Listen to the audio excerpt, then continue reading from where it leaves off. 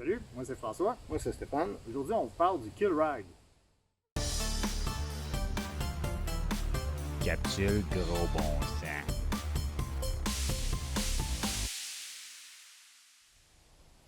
Le Kill Rag est pour signifier que vous êtes mort. Donc, si vous êtes en déplacement vers un respawn, le monde ne vous tireront pas dessus inutilement ou donnerait leur position ou d'autres choses qui sont inconvénientes qui viennent avec les désagréments de ne pas montrer qu'on est mort. Il y a plusieurs sortes de Kill Rag sur le marché. Il y a le modèle fixe sur votre veste ici comme ça, qui a l'avantage que vous ne l'oublierez jamais et vous ne le perdrez jamais, mais vous ne pourrez pas le mettre où vous voulez. Exemple, c'est les deux seules places que je peux le mettre. Donc, s'il n'est pas sur ma tête, ou il y a peut-être des personnes ailleurs qui ne le verront pas. L'autre modèle, est un petit peu plus versatile de ce côté-là. Lui, bon, je peux le mettre sur ma tête ou je peux le mettre au bout de mon canon et m'en aller comme ça.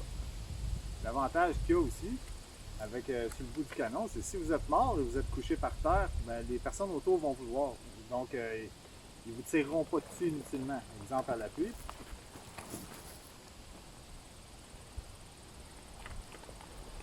voilà, donc imaginez un paquet d'herbes, de hautes herbes ici. Il n'y aura pas de questions sur si la personne est morte.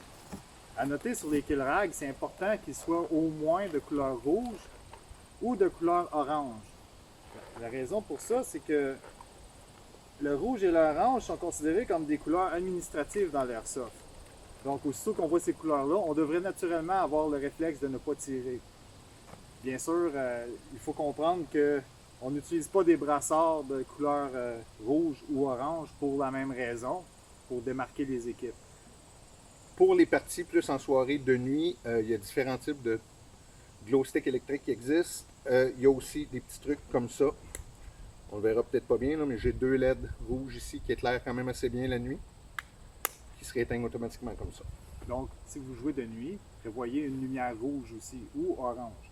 À noter aussi que les parties qui sont dites milsim, si on veut plus sérieux militaire, ils vont utiliser des lumières rouges en partie pour voir et pas donner leur position. Donc, faites sûr que vous lisez les règles avant de vous inscrire à la partie. Une question qu'on se pose aussi, qui serait peut-être bonne à ouvrir un débat, est-ce que le barrel plug orange, selon vous, pourrait servir de kill rag et serait suffisant pour être visible? Donc, c'est une question que vous pourrez répondre en dessous. Alors, c'était François Et Stéphane, pour la JPAQ. merci. Capsule gros bon sang.